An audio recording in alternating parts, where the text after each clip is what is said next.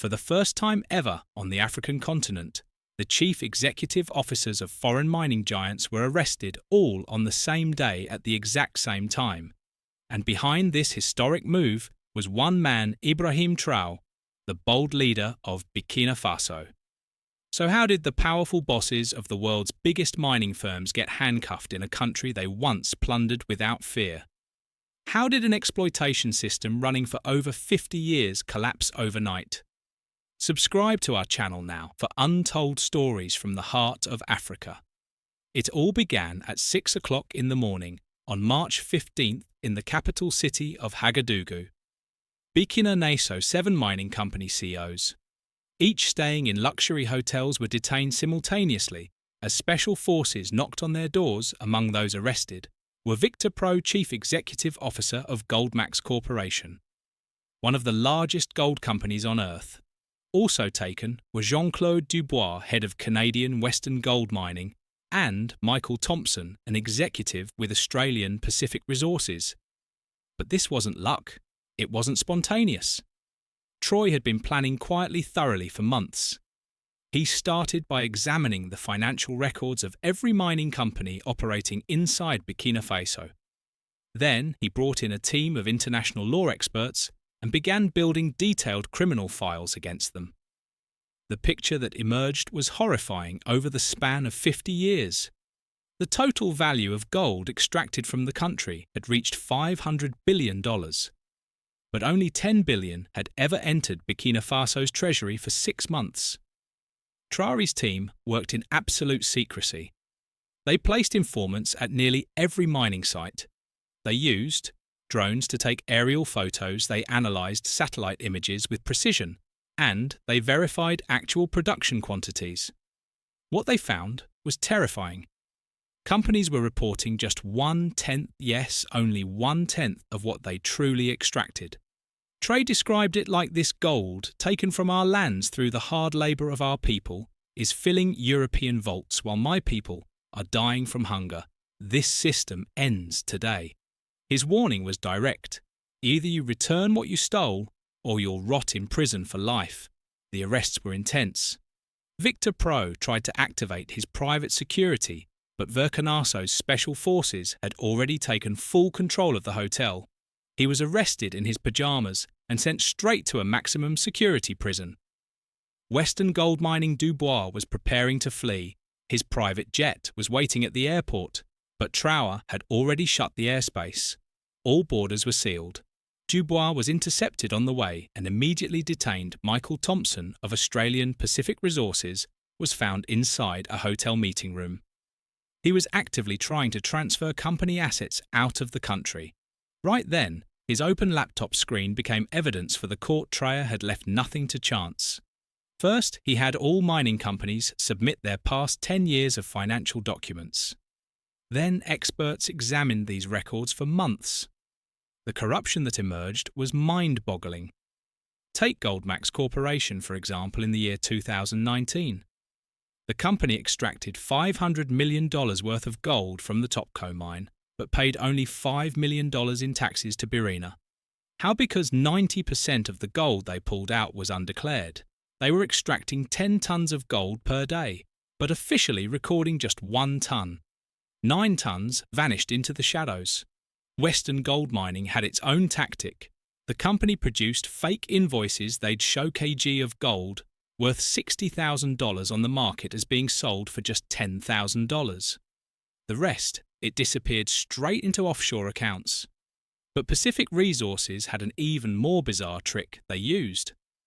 Miners' salaries as part of their tax evasion scheme, on paper workers were getting paid 10 times more than they actually received. The company then claimed those inflated wages for tax deductions and pocketed the difference. Traoré wasn't fooled. He reviewed every document one by one. He filed them, stamped them, saved them as evidence. But the real bombshell wasn't in the balance sheets. It was in secret deals made behind closed doors between mining companies and former government officials. These agreements exposed the deep rot in 2015.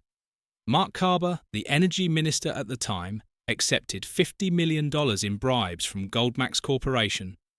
In return, the company's tax rate was dropped from 30% to just 3%. This shady deal alone was costing the country $2 billion every year. Western Gold Mining went further in 2017. They handed $100 million in bribes to François Kabore, the brother of then-President Roch Kabore. And what did they get in return? 3 new gold mining licenses granted on lands belonging to local villages. As a result, 50,000 people were forcibly displaced from their homes and farms. Let us pause here. If you lived on that land, what would justice mean to you? Comment Amen. If you stand with Traoré had seen enough.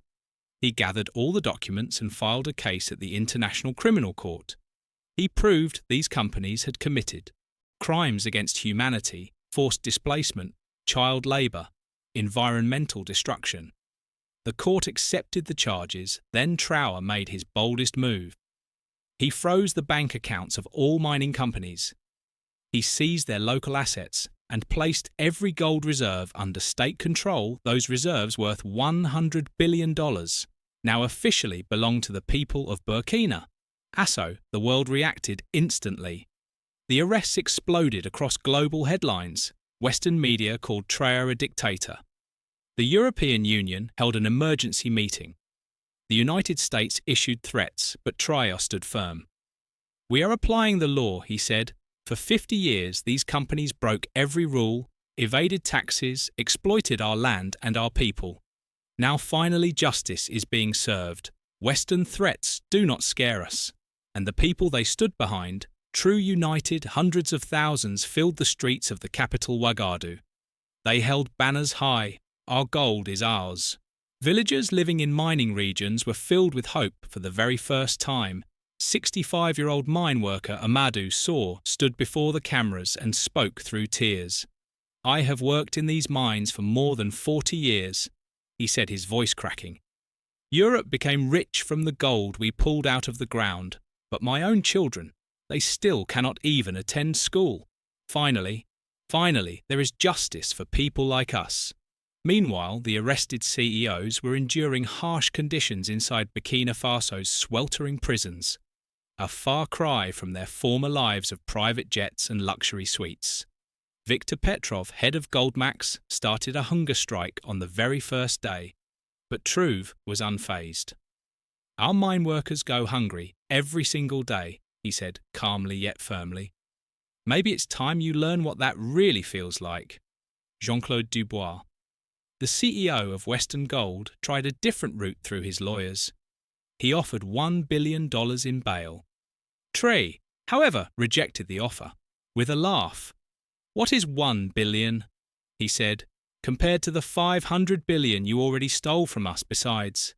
Let's be honest, this so-called money is ours to begin with." Michael Thompson attempted deception. He claimed he was having a heart attack collapsing in the prison hallway, but doctors sent personally by Traoré found no trace of any cardiac condition. The fake illness, it backfired. It became evidence of obstruction used against Thompson in court. Others arrested included Robert Mackenzie from Continental Gold, James Harrison from African Minerals, Peter Williams from Global Mining Co-op, and David Anderson from Summit Resources.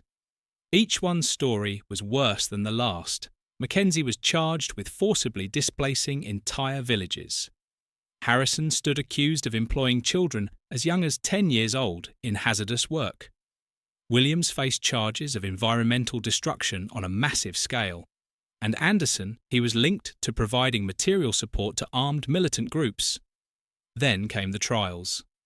The world watched as the eyes of justice turned toward Burkina Faso.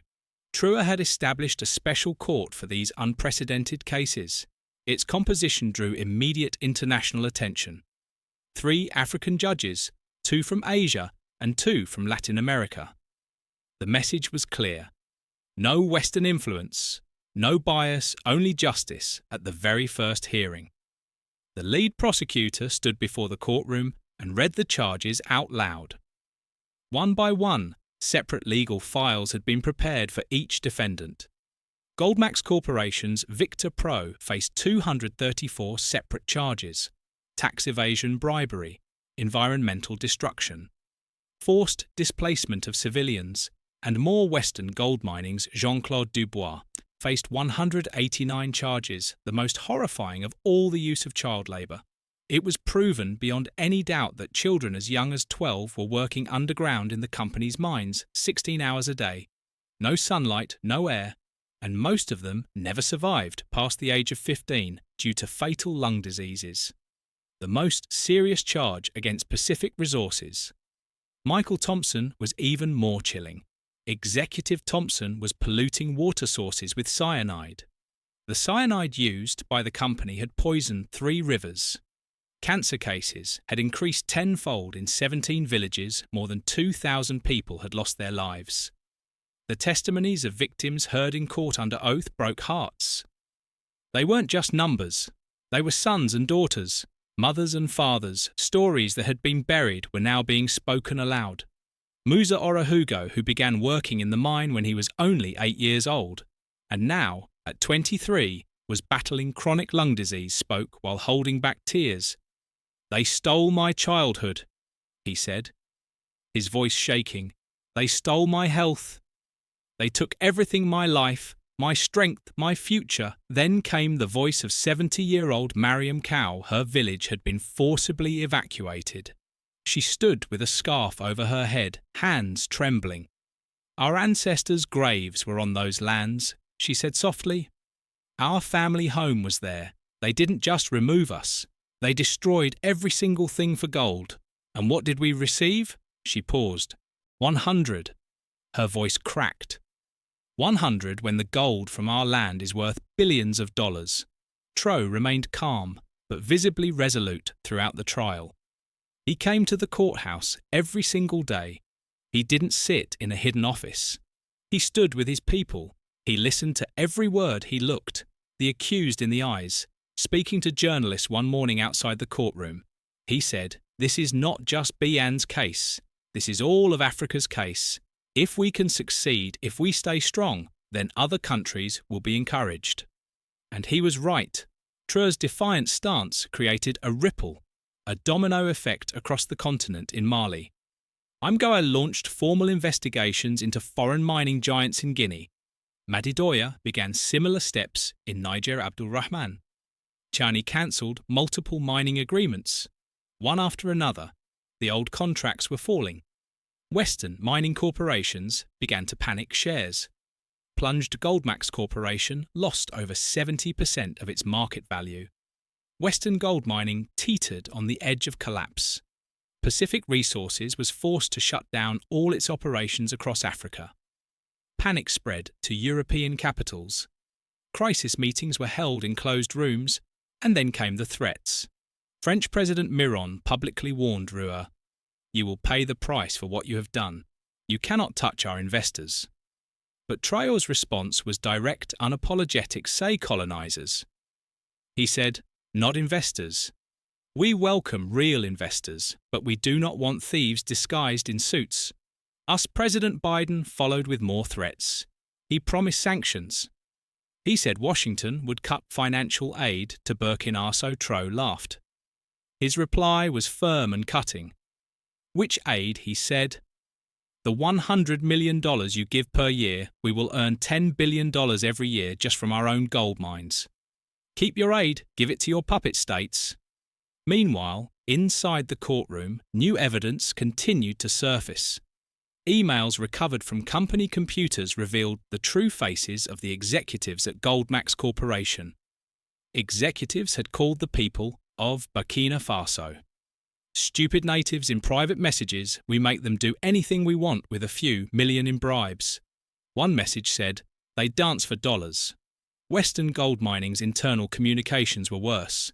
Executives had referred to child workers as cheap labour, and then came this chilling sentence. "Instead of giving $100 to one adult worker, we give $10 each to 10 children. And they never make a sound," wrote CEO Dubois at Pacific Resources. Internal memos outlined step-by-step plans to dump cyanide waste directly into rivers. "No one will notice," the report stated. "Besides, these people don't live long anyway. Even if they die from cancer, they won't know who to blame." Read one, particularly chilling document at Continental Gold. Robert Mackenzie described the brutal displacement of villagers as a necessary sacrifice for progress at African minerals. James Harrison rationalised the deaths of workers inside the mines by calling it an acceptable loss, and at Global Mining Co-op, Peter Williams dismissed an entire environmental collapse with the words, "Nature will renew itself eventually." Troy trembled as he read those files, his hands shaking, but he did not explode. He closed the folder, looked forward and spoke calmly. "You see what they really think of us to them. We are disposable, but the game is over now. Justice will be served in the 6th month of the trial." The verdict was finally announced. The courtroom was silent, but the air it crackled with something greater than tension. All CEOs were found guilty. Victor Petro of Goldmax was sentenced to 50 years in prison, along with a $10 billion fine. Jean-Claude Dubois from Western Gold received 45 years in prison and an $8 billion fine. Michael Thompson of Pacific Resources was sentenced to life imprisonment for environmental destruction that led to mass poisoning and death. Robert Mackenzie of Continental Gold was given 40 years for forced displacement of civilians. James Harrison, for employing children in deadly labour conditions, was sentenced to 55 years behind bars. Peter Williams received 60 years for large-scale environmental destruction and causing mass casualties.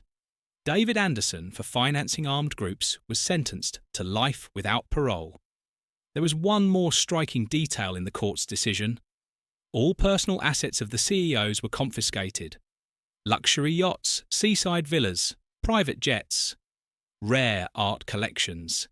Everything was seized by the state, and then something no one expected. The court ruled that proceeds from the sale of these assets would be distributed directly to the families of victims. Following the ruling, Traoré made a historic speech from the courthouse steps. Today, he said, voice steady, "We did not just try 7 men, we put a 500-year colonial system on trial, and today we won. This is the beginning of a new era for Africa from now on. Our people, the rightful owners of our land and our wealth, will finally prosper." But Traoré didn't stop there. He moved quickly. All remaining assets of the mining companies were seized.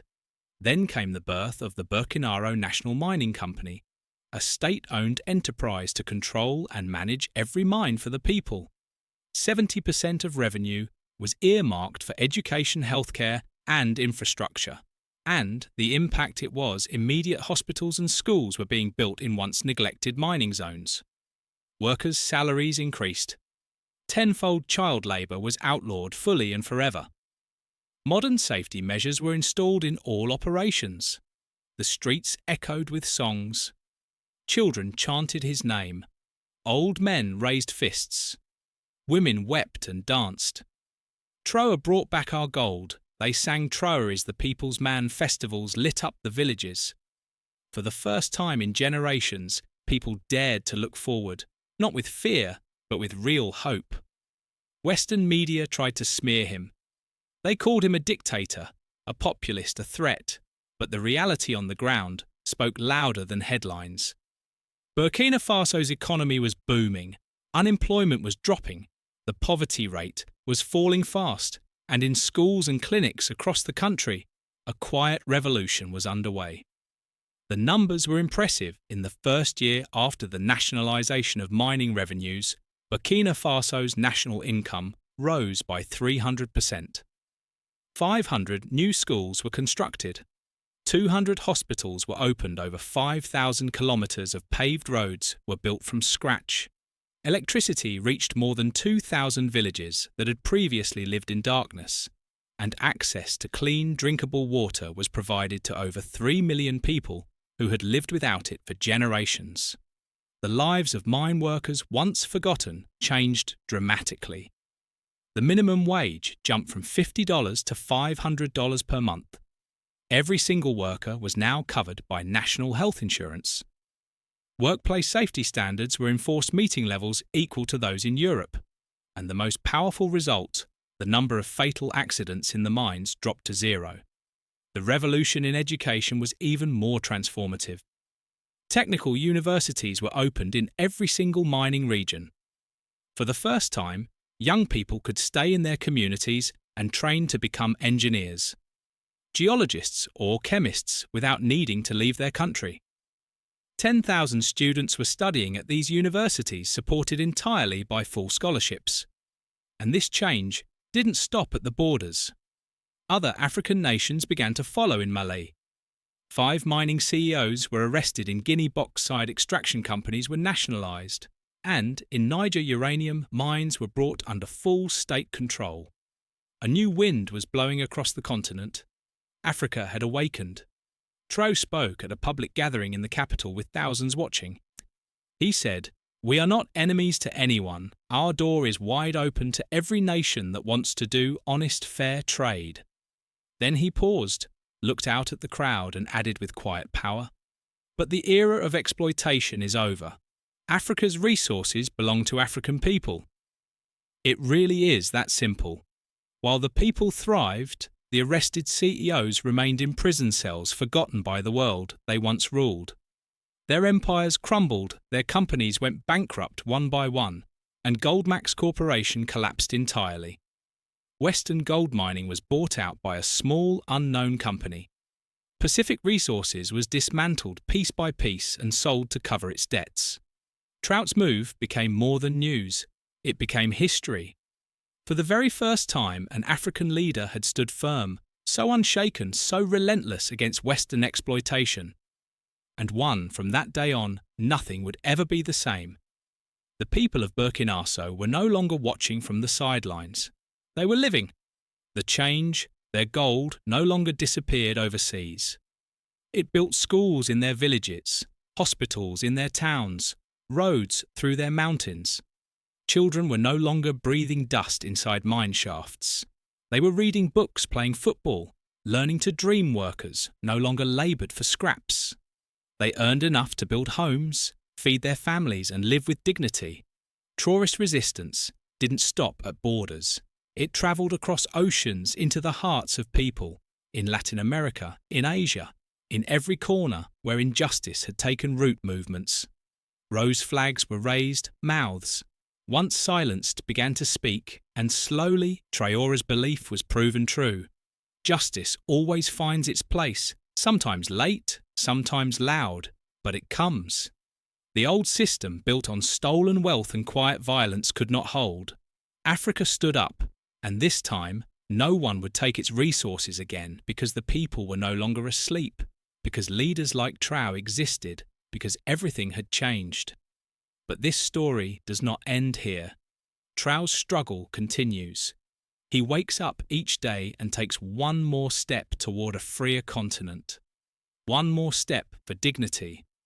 One more step for sovereignty, and one day all of Africa will be truly free. Its resources will no longer be signatures on foreign contracts. They will be the birthright of its children. That day is not far away because Traoré showed the way, and now the people are walking. Has this story touched you in any way? If it has, we'd love to hear how you feel. Share your thoughts in the comments below. If you believe in justice, dignity, and a rising Africa, consider liking this video, sharing it with others, and subscribing to our channel to stay with us on this journey. We'll see you in the next story where truth continues to rise, and may God bless and protect Africa. A land of resilience, hope, and unstoppable strength.